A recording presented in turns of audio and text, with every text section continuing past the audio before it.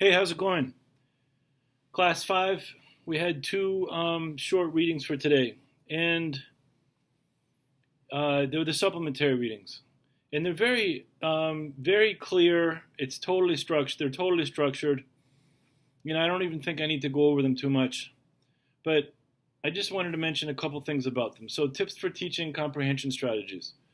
Um, you know, Making predictions. This is all stuff we've seen before, but the fact it's repeated, like I said, is something that's super clear and our best practices. Visualize characters and plots beforehand and then draw them. That's something that's new. I like that one. I don't think we've seen that one yet, but what do you think is going to happen when you put together like a thief, a rich family, whatever happened, some of the characters, so they can kind of picture it, but also draw it for those visual readers. And this is great because that has to kind of tie in with that whole idea of for the visual learners about rich images. So that's really interesting. Asking questions is another one. Retell and summarize. And obviously at the end they say making connections to other texts, prior knowledge. And this is, everyone, to make it, to nail it down, you got to connect it to something, And once again, this is why I always drive home the DRI. DRI. Describe, react, integrate. When you're done with the text, describe what happened in the text or in a certain part of the text, react to it, and then integrate that text into something else. A previous text, something in life, something on TV, something to which you can relate, and that helps out a lot to remember what's going on. The other article is Increasing ELL Student Reading Comprehension with Nonfiction Texts. Now this is, it's good in general. I guess they're pinning down the English language learners here because they're more disoriented than most other learners. That's not necessarily the case though. A lot of these activities you can do with everybody.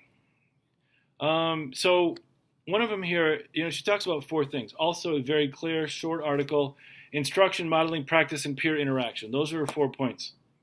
Making, instructions. What is a nonfiction text and what is it like?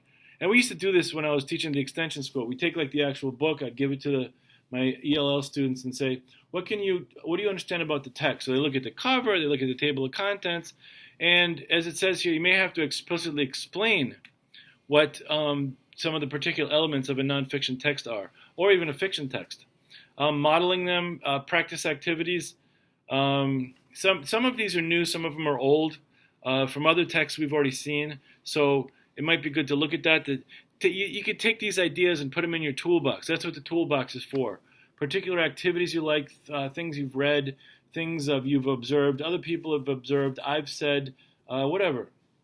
And then the peer interaction, super important also, no? Your partners, working in pairs, retelling the story, etc.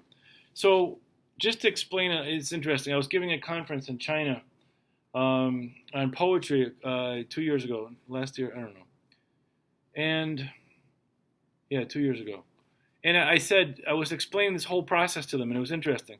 I didn't know any Chinese at the time. I still probably don't know too much. But I walked over to the bookshelf and pulled out a book, and it was all in Chinese, and I didn't know what was going on.